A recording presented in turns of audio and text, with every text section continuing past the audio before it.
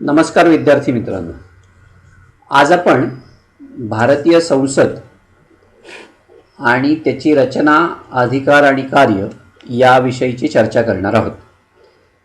त्यातल्या त्यात संसदेचं जे एक सभागृह आहे, कनिष्ठ सभागृह लोकसभा, त्याची रचना, अधिकार आणि कार्य याची चर्चा आजच्या भागामध्ये करू आणि मग राज्यसभेची रचना, अधिकार आणि कार्य हे नंतरच्या भागामध्ये त्याची चर्चा करूया.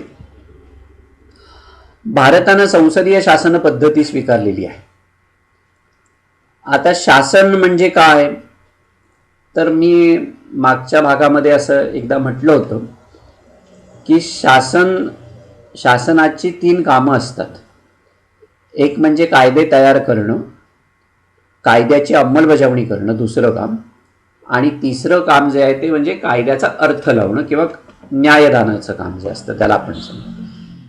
कायदे करण्याचं काम करणारा जो विभाग असतो त्याला कायदे मंडळ असं म्हणतात. कायद्याची अंमलबजावणी करणारा जो विभाग असतो त्याला कार्यकारी मंडळ असं म्हणतात.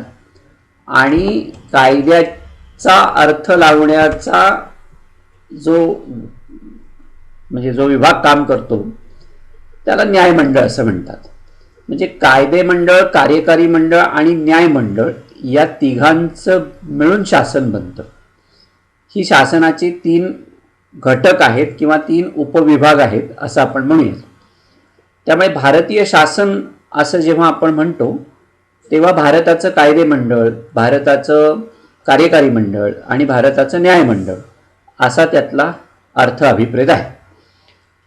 त्यातल्या कायदे मंडळाची चर्चा आज आपण करूया की भारताचं कायदे मंडळ नेमकं कशा पद्धतीचं आहे.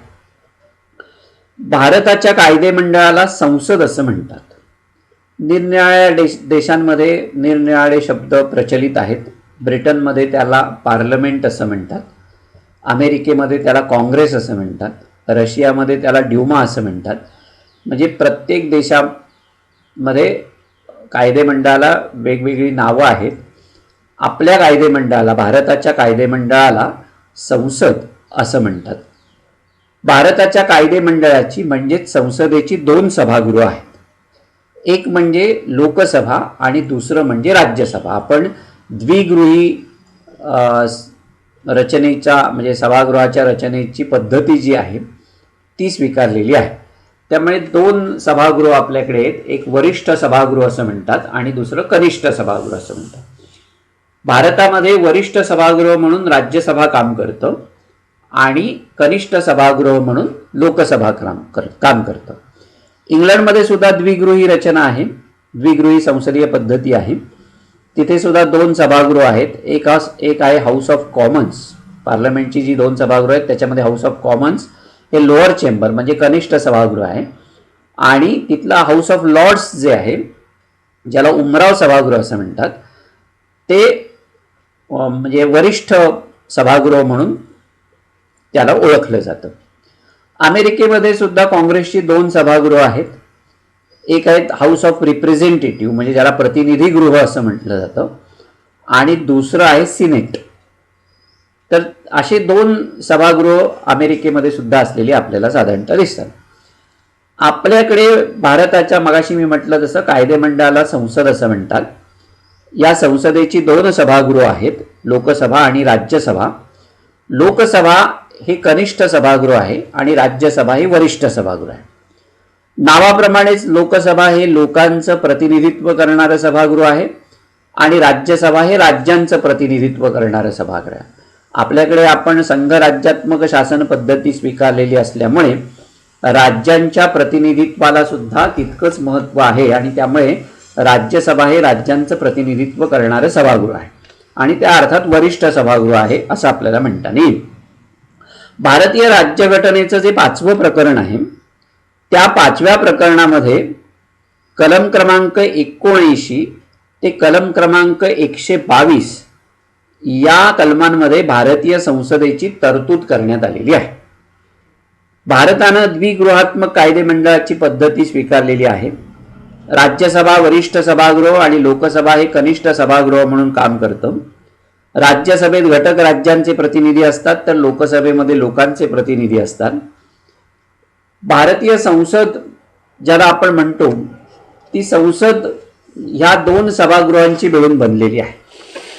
भारताचा राष्ट्रपती जे असतो तो संसदेच्या कोणत्याही सभागृहाचा सभासद नसतो, पण त्याला कायदेविषयक अधिकार दिलेले आहेत. संसदेच्या दोन्ही सभागृहांनी संमत केलेल्या विधेयकाला राष्ट्रपतींची संमती आवश्यक असते. म्हणजे राष्ट्रपतींची स्वाक्षरी झाल्याशिवाय विधेयकाचं कायद्यामध्ये रूपांतर होत नाही. या दृष्टीनं राष्ट्रपती हे संसदेचे एक अविभाज्य भाग असतात असं आपल्याला म्हणता येईल. आणि म्हणून घटनाकारांनी 79 कलम जे घटनेतलं आहे त्याच्यामध्ये असं म्हटलंय की संघराज्यासाठी एक संसद असेल आणि राष्ट्रपती, लोकसभा आणि राज्यसभा मिळून ती बनलेली असेल. म्हणजे भारतीय संसदेची रचना जेव्हा आपण बघतो तेव्हा आपण राष्ट्रपतीला बाजूला ठेवू शकत नाही. भारतीय संसद ही राष्ट्रपती, लोकसभा आणि राज्यसभा या तिघांची मिळून बनलेली आहे. कायम लक्षात ठेवणं गरजेचं आहे, कारण लोकसभा आणि राज्यसभेने घेतलेल्या निर्णयांना राष्ट्रपती जोपर्यंत मान्यता देत नाहीत किंवा राष्ट्रपतींची मान्यतेची मोहर त्याच्यावरती उमटत नाही तोपर्यंत त्याचं कायद्यामध्ये किंवा धोरणामध्ये रूपांतर होत नाही. आणि हा सगळ्यात महत्त्वाचा भाग आहे असं आपल्याला म्हणता येईल. आता आपण मगाशी मी म्हणत होतो त्या पद्धतीनं, म्हणजे हे जर लक्षात आलं असेल की संसद म्हणजे काय, तर आपण संसदेतलं जे कनिष्ठ सभागृह आहे लोकसभा, त्याची रचना, अधिकार आणि कामं नेमकी कोणत्या पद्धतीची आहेत त्याची चर्चा करूया. लोकसभा हे भारतीय संसदेचं कनिष्ठ सभागृह आहे. त्याला संसदेचं प्रमुख सभागृह असं सुद्धा म्हटलं जातं. जनतेकडून निवडून दिलेल्या प्रतिनिधींचं ते सभागृह आहे. म्हणजे एका अर्थानं जनतेच्या मताचं प्रतिबिंब हे लोकसभेमध्ये उमटतं असं आपल्याला म्हणता येईल. लोकसभेमध्ये निवडून गेलेले जे उमेदवार असतात ते प्रत्यक्ष जनतेनं निवडून दिलेले उमेदवार असतात.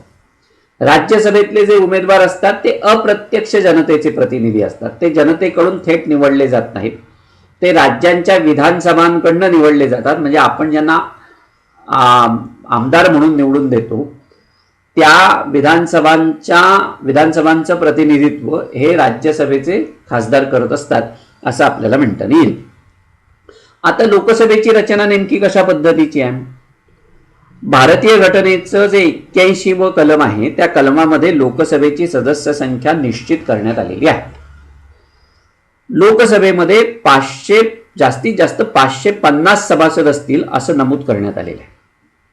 त्यातले 530 सभासद हे घटक राज्यांमधून निवडून जातील आणि 20 सभासद जे आहेत ते केंद्रशासित प्रदेशातून निवडले जातील असं राज्यघटनेमध्ये नमूद करण्यात आलेलं आहे. सध्या भारताच्या संसदेमध्ये 545 सभासद हे घटक राज्य आणि केंद्रशासित प्रदेशांमधनं निवडून जातात असं आपल्याला म्हणता येईल. त्यातले 525 सभासद जे आहेत ते 525 सभासद हे घटक राज्यांमधनं निवडले जातात आणि 20 सभासद जे आहेत ते केंद्रशासित प्रदेशामधनं निवडले जातात. आणि ह्याच्या व्यतिरिक्त जर अँग्लो इंडियन समाजाला लोकसभेमध्ये कोणत्याही पद्धतीचं प्रतिनिधित्व मिळालं नाही तर राष्ट्रपती अँग्लो इंडियन समाजाच्या 2 प्रतिनिधींची नियुक्ती लोकसभेवरती करू शकतात. म्हणजेच लोकसभेची सध्याची सदस्य संख्या ज्याला आपण म्हणूया ती 545 अधिक 2 म्हणजे 547 आहे असं आपल्याला म्हणता येईल. भारतीय राज्यघटनेनं अनुसूचित जाती जमातींसाठी लोकसभेमध्ये जागा राखीव ठेवलेल्या आहेत आणि लोकसभेच्या 117 जागा या अनुसूचित जाती जमातींसाठी आज राखीव आहेत असं आपल्याला म्हणता येईल. लोकसभेची जी निवडणूक असते ती सार्वत्रिक निवडणूक होते. म्हणजे लोकसभेचा सदस्य हा म्हणजे त्याची निवड जी असते ती प्रौढ आणि गुप्त मतदान पद्धतीनं केली जाते.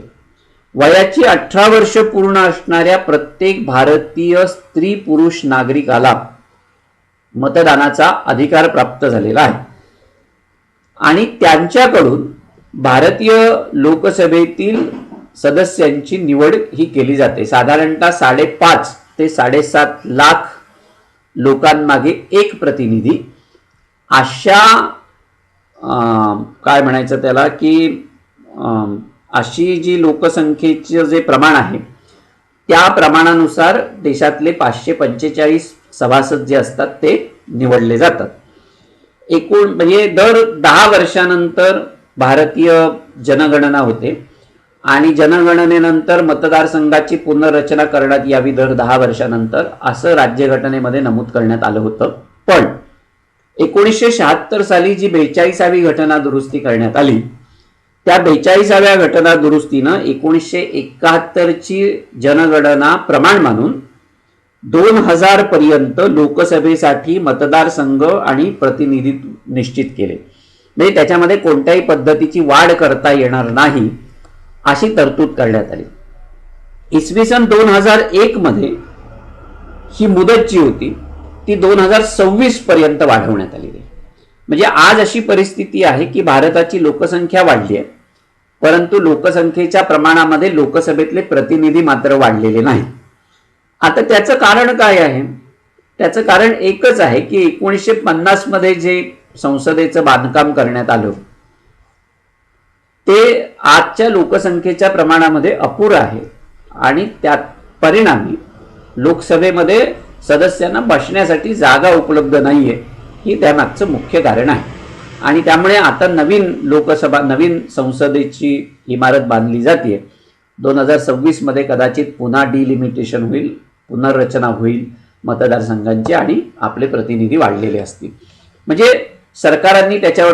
वेगवेगळ्या सरकारांनी त्याच्यावरती तोडगा काढण्याचा प्रयत्न केला आणि ती मुदत जी आहे ती तेवढं म्हणजे संख्या जी आहे लोकसभा सदस्यांची ती तेवढीच ठेवलेली आहे. ती लोकसंख्येच्या प्रमाणामध्ये 2026 पर्यंत वाढवता येणार नाही असं म्हटलेलं आहे.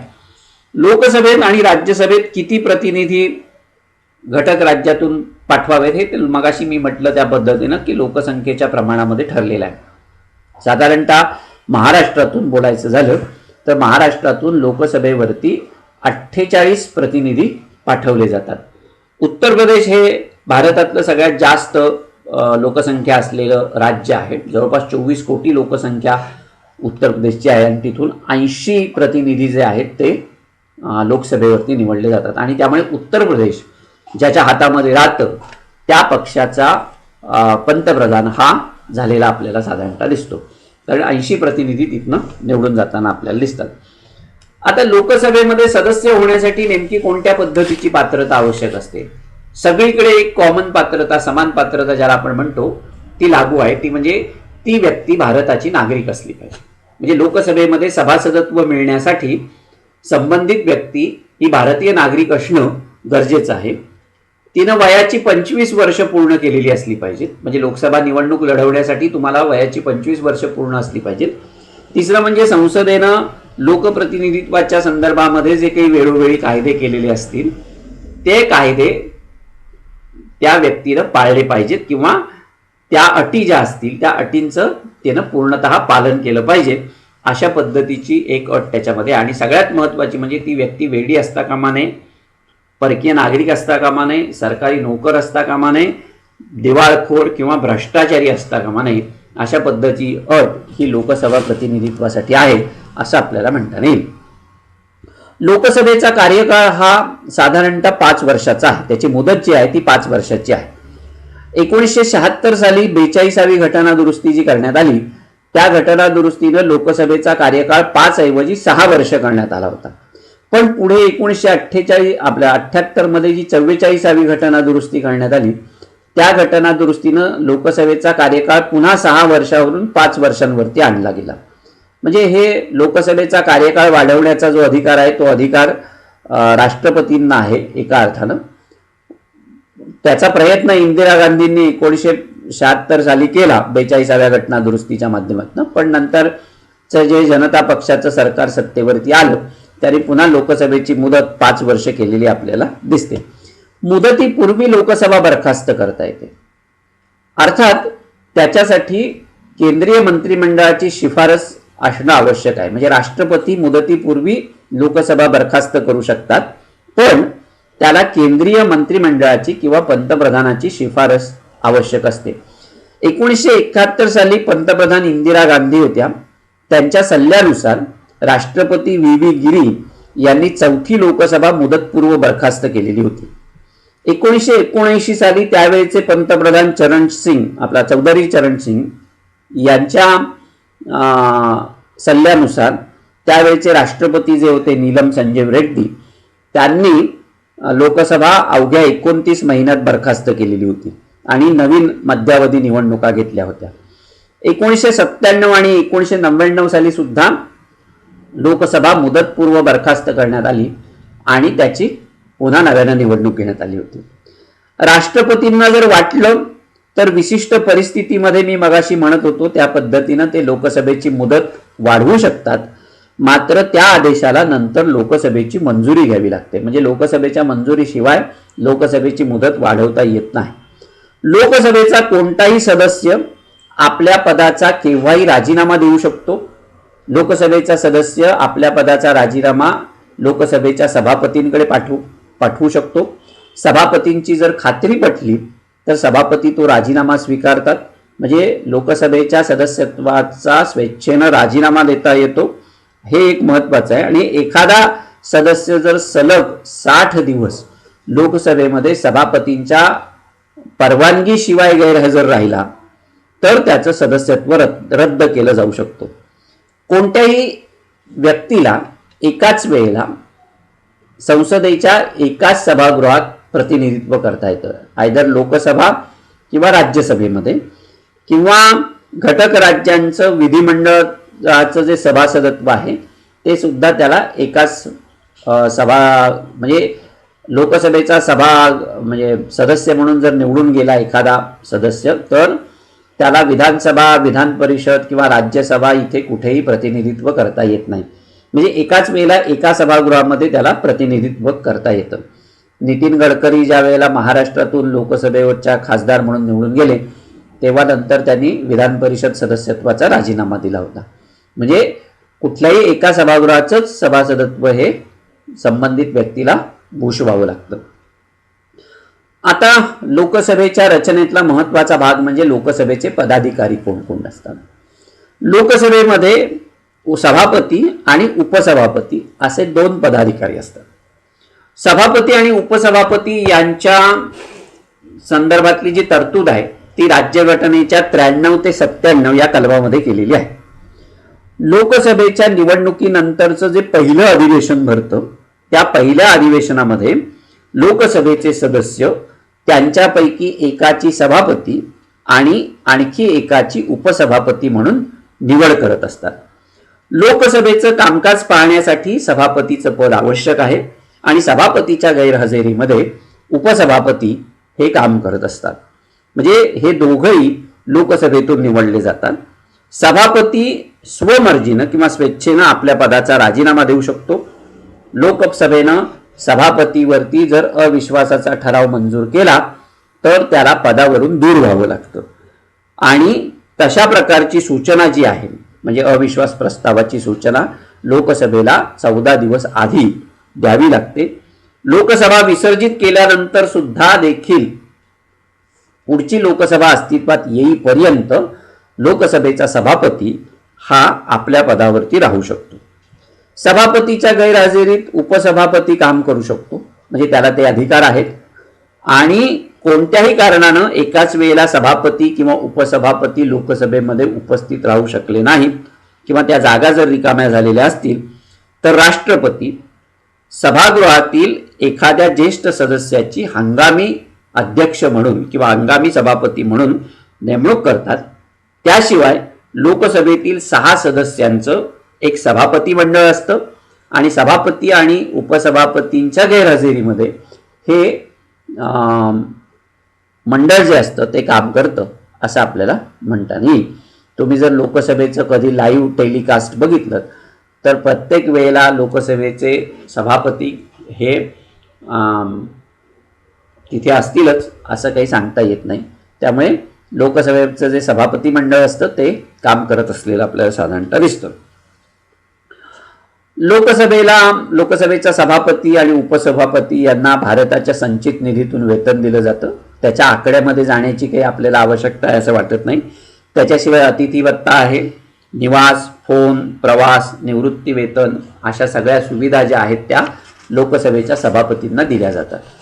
फक्त एक माहिती म्हणून 2014 ते 2019ची जी 16वी लोकसभा होती त्या 16व्या लोकसभेच्या सभापती म्हणून सुमित्रा महाजन यांनी काम बघितलं होतं. त्याच्या आधी 15वी लोकसभा जी होती 2009 ते 14 त्याच्यामध्ये मीरा कुमारी या लोकसभेच्या सभापती होत्या. आणि सध्या 2019 पासून आजपर्यंत ओम बिर्ला हे लोकसभेचे सभापती असलेले आपल्याला दिसतील. लोकसभेच्या सभापतींना कोणत्या पद्धतीचे अधिकार असतात? लोकसभेचं सभापती पद हे अतिशय मानाचं, सन्मानाचं अशा पद्धतीचं पद आहे आणि जबाबदारीचं पद आहे. कारण एकदा का तो लोकसभेत एखादा सभासद लोकसभेचा प्रतिनिधी झाला, आपला लोकसभेचा सभापती झाला की तो एका अर्थानं संपूर्ण देशाचा प्रतिनिधी बनतो. कारण देशातून 545 सभासद जे निवडून आलेले असतात त्या सगळ्यांचा त्या सगळ्यांचं तो प्रतिनिधित्व करत असतो आणि एका अर्थानं तो मग देशाचा प्रतिनिधी बनलेला असतो. त्यामुळे ते पद जे आहे ते जबाबदारीचं आहे, सन्मानाचं आहे, प्रतिष्ठेचं आहे. पंतप्रधानांच्या खालोखाल सगळ्यात जास्त मान जर कोणाला असेल तर तो लोकसभेच्या सभापतींना असतो असं आपल्याला म्हणता येईल. लोकसभेच्या सभापतींमध्ये अगदी पहिल्या लोकसभेचे जे सभापती होते जी.व्ही. मावळणकर 1952 ते 56 या कालखंडामध्ये, त्याच्यानंतरचे सभापती जे होते M.A. अय्यंगार, अशा मोठमोठ्या विद्वान लोकांनी लोकसभेचं सभापती पद भूषवलेलं आहे. लोकसभेचं अध्यक्षस्थान स्वीकारून तिचं कामकाज व्यवस्थितपणे पार पाडण्यासाठीची जी भूमिका असते ती सभापतीला पार पाडावी लागते आणि त्यामुळे घटनाकारांनी सभापतीला काही महत्त्वाचे अधिकार दिलेले आहेत. कोणते अधिकार आहेत? एक म्हणजे सभागृहातील नेत्यांशी विचारविनिमय करून निरनिराळ्या विषयांसाठी चर्चेची वेळ किंवा कार्यक्रम निश्चित करणं, राष्ट्रपतींनी केलेल्या अभिभाषणावरती चर्चा घडवून आणणं, त्याच्यासाठी वेळ देणं आणि त्या संदर्भातला ठराव जो असेल तो चर्चेला आणणं, अशा पद्धतीचं काम जे असतं ते लोकसभेच्या सभापतीला करावं लागतं. त्याच्याशिवाय सभागृहामध्ये शिस्त आणि शांतता ठेवण्याचं काम सुद्धा लोकसभेच्या सभापतीला करावं लागतं. सभागृहातील सगळ्या सदस्यांवरती त्याचं नियंत्रण असतं. लोकसभेच्या कोणत्याही सदस्याला सभापतीच्या परवानगीशिवाय लोकसभेमध्ये बोलता येत नाही. लोकसभेच्या कामकाजाला मार्गदर्शन करण्याचं, त्याच्यावरती नियंत्रण ठेवण्याचं काम सभापतीला करावं लागतं. सभागृहाची प्रतिष्ठा, दर्जा कायम राखण्यासाठी ज्या ज्या गोष्टी करणं आवश्यक असतं त्या सगळ्या करण्याचा अधिकार हा लोकसभेच्या सभापतीला आहे. सभागृहामध्ये गोंधळ, असंसदीय भाषा किंवा असभ्य वर्तन याला आळा घालण्याचं काम सुद्धा सभापती करत असतो. एखादा सदस्य जर त्याचे आदेश मानत नसेल किंवा सभागृहाचे नियम जर पाळत नसेल तर सभापती त्याला सभागृहाच्या बाहेर हाकलून देऊ शकतो किंवा काही काळापुरतं त्याचं सभासदत्व जे आहे ते रद्द करू शकतो. सभागृहाचा अवमान करणाऱ्या किंवा असंसदीय भाषा वापरणाऱ्या किंवा सभागृहाची दिशाभूल करणाऱ्या सदस्याला शिक्षा करण्याचा अधिकार हा लोकसभेच्या सभापतीला आहे. एवढंच नाही तर एखादा सदस्य लोकसभेच्या सभापतीला वारंवार सांगून जर ऐकत नसेल तर मार्शल करवी त्यांना सभागृहाच्या बाहेर काढण्याचा अधिकार सुद्धा लोकसभेच्या अध्यक्षांना किंवा सभापतींना आहे. लोकसभेच्या सदस्यांचे अधिकार, सवलती सुरक्षित ठेवण्याची जबाबदारी सभापतींवरती असते. एखादा प्रश्न स्वीकारणं किंवा न स्वीकारणं, स्थगन प्रस्ताव मान्य करणं किंवा अमान्य करणं, एखाद्या सदस्यानं महत्त्वाचा प्रश्न उपस्थित केला असेल तर त्यावर निर्णय देणं, असे जे काही अधिकार असतात सभागृहातले अधिकार हे सभापतींचे असतात. विधेयक चर्चेला टाकणं, चर्चेनंतर ते मताला टाकणं किंवा सदस्यांच्या मतांचा निर्णय जाहीर करणं हे अधिकार त्याचे असतात. आणि सगळ्यात महत्त्वाचा अधिकार म्हणजे जेव्हा एखाद्या विधेयकावरती दोन्ही बाजूनी समान मतं पडतात तेव्हा सभापती स्वतःचं कास्टिंग वोट, ज्याला निर्णायक मत असं म्हणतो, ते देऊ शकतात. आणि हा सगळ्यात महत्त्वाचा अधिकार आहे असं आपल्याला म्हणता येईल. या म्हणजे GMC बालयोगी ज्या वेळेला लोकसभेचे सभापती होते तेव्हा अटल बिहारी वाजपेयी यांच्या म्हणजे पंतप्रधान असताना त्यांच्यावरती अविश्वासाचा प्रस्ताव जेव्हा चर्चेला आला होता तेव्हा दोन्ही बाजूंनी समसमान मतं पडल्यानंतर GMC बालयोगी यांनी अटल बिहारी शासनाच्या विरोधामध्ये आपलं मत टाकलं होतं आणि त्यामुळे ते सरकार पडलं होतं. म्हणजे एक मतसुद्धा सभापतींचं सभागृहाचा निर्णय म्हणजे बनवण्यामध्ये महत्त्वाची भूमिका पार पाडू शकतो. त्यामुळे ते कास्टिंग वोट, निर्णायक मत ज्याला आपण म्हणतो, ते निर्णायक मत देण्याचा अधिकार हा सभापतीला असतो असं आपल्याला म्हणता येईल. अर्थविषयक विधेयक कोणतं आहे हे ठरवण्याचा अधिकार सुद्धा लोकसभेच्या सभापतीला असतो. अर्थविधेयकासहित सर्व विधेयकं लोकसभेच्या सभापतीची परवानगी घेऊनच सभागृहात मांडावे लागतात. लोकसभा आणि राज्यसभा यांच्या संयुक्त अधिवेशनाचं अध्यक्षस्थान भूषवण्याचा अधिकार हा लोकसभेच्या सभापतींचा आहे. गोंधळामुळे किंवा सदस्यांच्या असहकार वृत्तीमुळे कामकाज थांबवण्याचा अधिकार आहे. त्यानंतर सभागृहाचं कामकाज सुरू करण्यासाठी आवश्यक असलेली जी गणसंख्या असते ती गणसंख्या जर नसेल तर सभागृहाचं कामकाज तहकूब करण्याचा अधिकार सुद्धा लोकसभेच्या सभापतीला आहे असं आपल्याला म्हणता येईल. म्हणजे खूप महत्त्वाचे असे अधिकार लोकसभेच्या सभापतींना असतात असं आपल्याला म्हणता येईल. भारताच्या संसदीय लोकशाही पद्धतीमध्ये सभापतीचं पद हे अत्यंत महत्त्वाचं आहे. हे मी मगाशी म्हटलं, अत्यंत मानाचं आहे, प्रतिष्ठेचं आहे. पंडित नेहरूंनी असं म्हटलं होतं की सभापती संपूर्ण सभागृहाचं प्रतिनिधित्व करत असतो. सदनाची प्रतिष्ठा, स्वातंत्र्य यांचं सभापती हे मूर्तिमंत रूप असतं असं म्हटलं जातं. संसदीय शासन पद्धतीमध्ये संसदेचं जे सार्वभौमत्व असतं ते सार्वभौमत्व जपण्याचं काम हे लोकसभेचा सभापती करत असतो. कारण लोकसभेमध्ये जनमताचं खरं प्रतिबिंब उमटलेलं असतं किंवा खरं प्रतिबिंब उमटत असतं. प्रतिनिधींच्या मार्फत जनतेच्या आशा, आकांक्षा, प्रश्न यांचं प्रकटीकरण लोकसभेमध्ये होतं. तेव्हा लोकसभेचं कामकाज शांततेनं व्यवस्थितपणे पार पाडलं पाहिजे ती जी जबाबदारी असते ती लोकसभेच्या सभापतीची असते. संपूर्ण सभागृहावरती नियंत्रण ठेवून मार्गदर्शन करणं, कायदा निर्मितीचं काम योग्य पद्धतीनं करणं ही कामं जी असतात ती लोकसभेच्या सभापतीची असतात. आणि सगळ्यात महत्त्वाचं म्हणजे लोकसभेचा सभापती म्हणून त्याची निवड झाल्यानंतर त्यानं निपक्षपातीपणे काम करणं अपेक्षित आहे. अर्थात हे बऱ्याच वेळा होत नाही, पण त्यानं तटस्थपणे काम करणं आवश्यक आहे अशी भूमिका किंवा अशी अपेक्षा जी आहे ती मांडली जाते. आणि म्हणून बलराम जाखर जे लोकसभेचे भूतपूर्व सभापती होते त्यांनी असं म्हटलं होतं की सभापती एकच भाषा जाणतो की जी फक्त आणि फक्त सभागृहाची भाषा असते. म्हणजे सभागृहामधल्या लोकांचं मत काय आहे हे मत लोकसभेतल्या सभापतीनं लक्षात घेणं महत्त्वाचं आहे असं बलराम जाखर यांचं म्हणणं होतं. लोकसभेचं कामकाज चालण्यासाठी गणसंख्येची अट घालण्यात आलेली आहे. म्हणजे लोकसभेच्या सदस्य संख्येच्या 1.0 सभासद लोकसभेमध्ये उपस्थित असतील तरच लोकसभेचं कामकाज चालवण्यात येतं. म्हणजे ही गणसंख्येची अट जी आहे ती अट सभागृहाला आहे. किमान 55 सभासद हे उपस्थित असतील तरच लोकसभेचं कामकाज चालतं असं आपल्याला म्हणता येईल. संसदेचं अधिवेशन बोलावण्याचा अधिकार राष्ट्रपतींना आहे. 2 अधिवेशनांमध्ये किमान 6 महिन्यांचं अंतर असलं पाहिजे अशी सुद्धा अट आहे. त्याशिवाय राष्ट्रपतींना जर आवश्यकता वाटली तर केव्हाही राष्ट्रपती लोकसभेचं अधिवेशन बोलावू शकतात. आता मग लोकसभेचे अधिकार नेमके कोणत्या पद्धतीचे आहेत?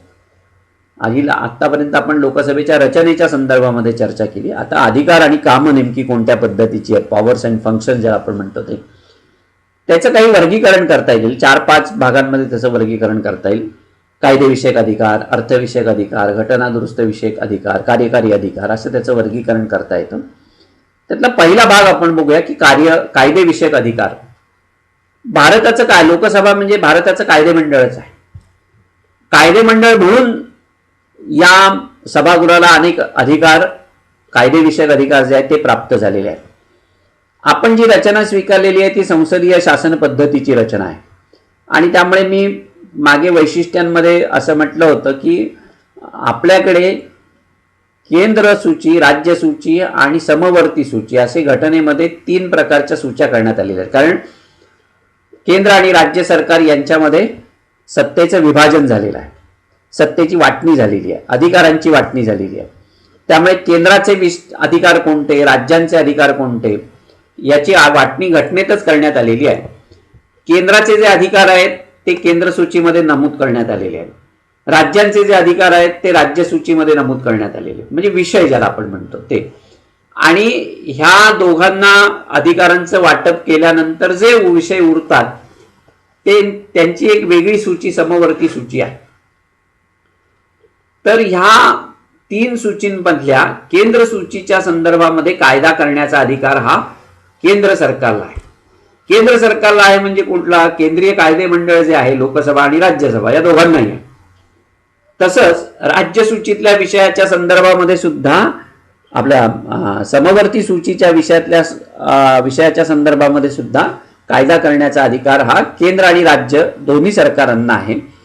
त्या अर्थानं समवर्ती सूची आणि केंद्र सूचीतल्या यादीतल्या विषयाच्या संदर्भामध्ये कायदे करण्याचा अधिकार हा लोकसभेला प्राप्त होतो. घटक राज्यानं जर विनंती केली किंवा एखाद्या घटक राज्यामध्ये राष्ट्रपती राजवट लागू असेल अशा कालखंडामध्ये लोकसभेला घटक राज्य सूचीतल्या विषयाच्या संदर्भामध्ये कायदा करण्याचा अधिकार प्राप्त होतो. आवश्यकतेनुसार लोकसभा नवीन कायदे तयार करू शकते.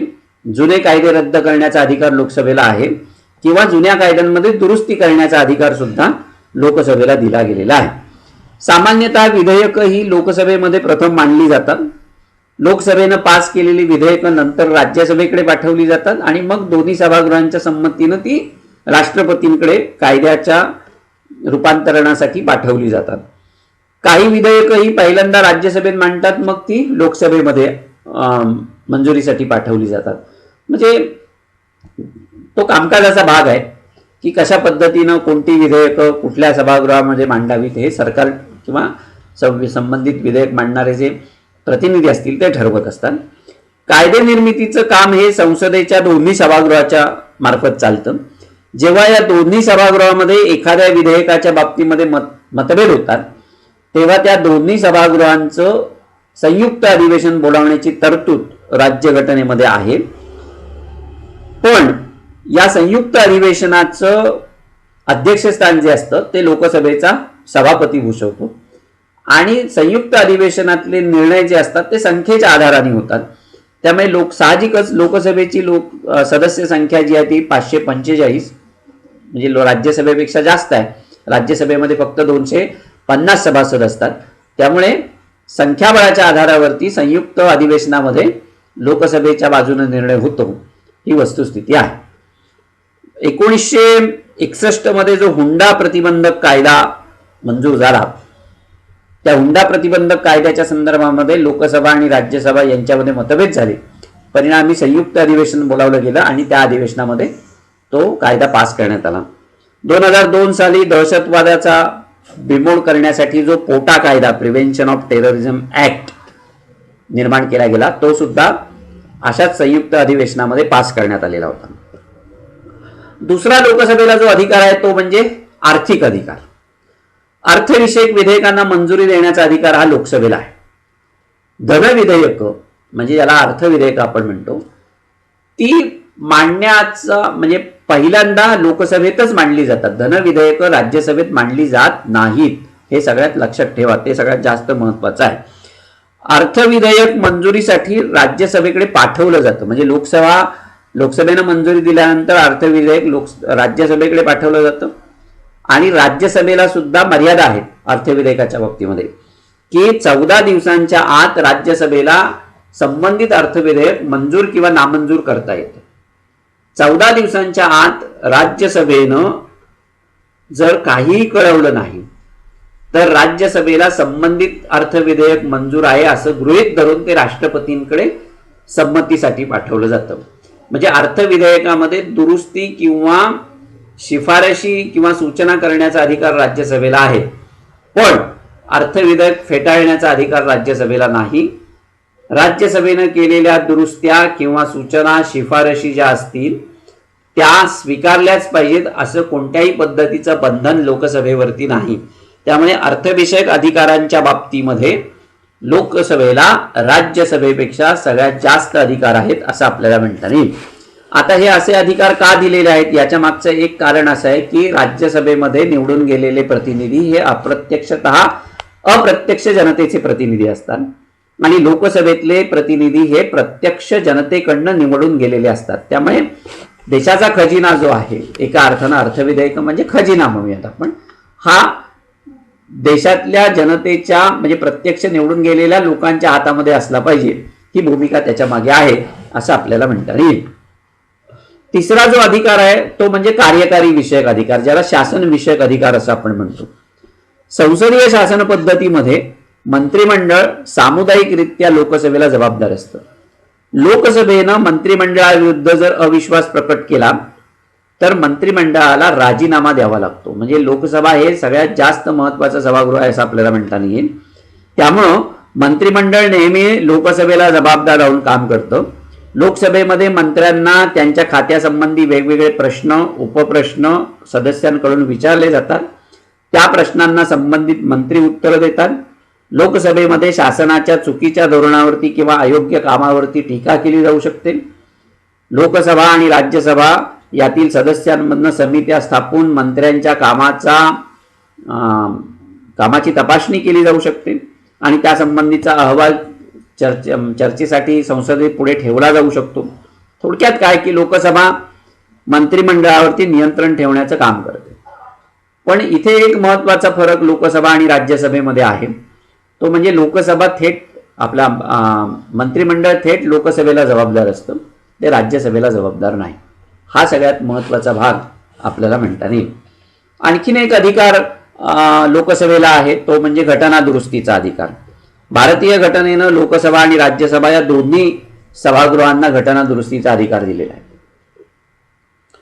घटनेतील काही तत्वांमध्ये किंवा नियमांमध्ये बदल करायचा असल्यास संसदेच्या दोन्ही सभागृहांची संमती आवश्यक असते आणि संसदेनं मंजूर केलेल्या घटना दुरुस्तीच्या विधेयकाला राष्ट्रपतींची संमती मिळाल्यानंतर त्याचं कायद्यामध्ये रूपांतर होतं. आत्तापर्यंत घटना दुरुस्तीची अशी 93 विधेयकं लोकसभेमध्ये मंजूर करण्यात आलेली आहे. आणि सगळ्यात पाचवा अधिकार म्हणजे इतर अधिकार. इतर अधिकारांमध्ये राष्ट्रपती, उपराष्ट्रपती, न्यायाधीश, निवडणूक अधिकारी इत्यादींनी केलेली जी घटनाविरोधी कामं असतील त्या घटनाविरोधी कामांच्या बाबतीमध्ये महाभियोग प्रस्ताव आणून त्यांची चौकशी करण्याचा अधिकार संसदेला आहे. संसदेच्या दोन्ही सभागृहांनी जर बहुमतानं महाभियोगाचा खटला मंजूर केला तर संबंधित अधिकाऱ्यांना पदावरून दूर केलं जाऊ शकतं किंवा पदावरून हटवलं जाऊ शकतं. दुसरं म्हणजे राष्ट्रपतींच्या निवडणुकीमध्ये लोकसभा आणि राज्यसभेचे सभासद मतदान करू शकतात. तसंच उपराष्ट्रपतींच्या निवडीच्या प्रक्रियेमध्ये सुद्धा मतदान करण्याचा अधिकार दोन्ही सभागृहातल्या सभासदांना आहे. घटक राज्यांची निर्मिती, सीमा बदल अशा स्वरूपातली जी काही विधेयकं असतात ती विधेयकं लोकसभेसमोर येतात. घटक राज्यांच्या विधानसभेच्या शिफारशीवरून विधान परिषद निर्माण करणं किंवा अस्तित्वात असलेली विधान परिषद रद्द करणं, हे जे काही अधिकार आहेत ते लोकसभेला आहेत. संसदेच्या विश्रांतीच्या काळात राष्ट्रपतींनी काढलेल्या वटहुकुमांना मंजुरी देण्याचं काम लोकसभेला म्हणजे संसदेला करावं लागतं. जनतेच्या तक्रारी, त्यांचे प्रश्न यांची लोकसभेमध्ये चर्चा घडते. लोकसभा हे जनतेच्या प्रतिनिधींचं खरं सभागृह आहे. लोकमताचं खरंखुरं प्रतिबिंब तिथे उमटतं. जनतेच्या इच्छा, आकांक्षा लक्षात घेऊनच तिथे खऱ्या अर्थानं काम चालतं कायदे निर्मितीचं असं आपल्याला म्हणता येईल. अशा पद्धतीनं आपल्याला लोकसभेची रचना, अधिकार आणि कार्य स्पष्ट करता येतात. आज आपण इथेच थांबू आणि पुढल्या भागामध्ये राज्यसभेची रचना, अधिकार आणि कामं यांची चर्चा करू. धन्यवाद.